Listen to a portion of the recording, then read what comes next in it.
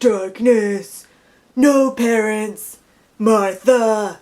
Ben Affleck distancing himself creatively from the Batman. That darn movie show. Hey guys, how's it going? It's Clarissa with That Darn Movie Show, and I am today discussing the Lego Batman movie, which I just want to point out, first off, that this movie is being released exactly a year after Deadpool, and now I do hope that children will not have seen Deadpool, because, you know, pray for good parenting, but I have seen Deadpool because I am an adult, and yeah, these movies are basically the same, except one of them has a lot less swearing and dick punching. Guess which one? Now, I am potentially going to say something very controversial here, but I actually enjoyed the Lego Batman movie more than I did Deadpool, just because it commits to the idea of making a meta superhero film just way harder. It hits the nitro on fourth wall breakage and self-referencing. The jokes start literally with the studio logos, and they don't stop until you're deep within the end credits. And every Batman joke is made.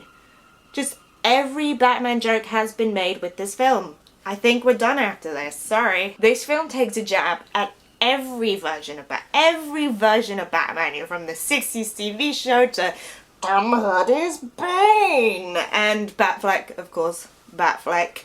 And it also references the comics quite a lot, which I enjoyed, and I knew I was sold on this film the second that they gave Gentleman Ghost a cameo, who, if you don't know who Gentleman Ghost is, let me tell you this, he is both a gentleman and a ghost. But it's not just the quantity, of course, you know, these are quality jokes, and what this film's really good at is mixing up the different styles of humor, because you do get a lot of the Lego brand silliness that you see in a lot of the video games, like very physical comedy, but it also has a lot of jokes that are aimed kind of more at the adult world, and also specifically kind of Batman as a concept in popular culture, because this film does point out multiple times that it's slightly weird that this character is so iconic, considering he is sort of a representation of an authoritarian elite. Like, as this film does a very good job of phrasing, he is an unsupervised adult man karate chopping poor people.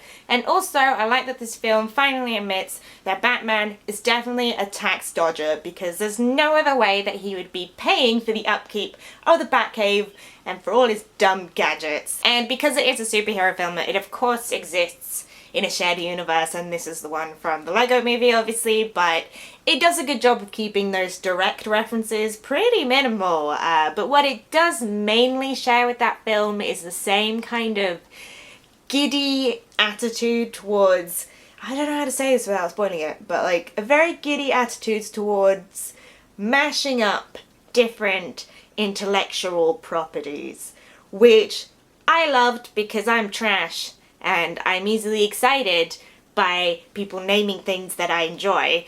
But I can imagine that would be the point where some people would get put off by this film, just because it does kind of have the stench of merchandising opportunities and making this film basically a walking toy ad. So it will maybe depend on how cynical you're about those kinds of things, but I enjoyed it. I had a great time. I laughed a lot, and I, controversial opinion, did enjoy myself more than I did with Deadpool, so do what thou will with that information. But if you've had a chance to see the Lego Batman movie, I would love to know what you guys thought. You can let me know down in the comments below, or you can hit me up on Twitter, details down in that description box. Also, don't forget to like and subscribe so we can hang out and talk about movies.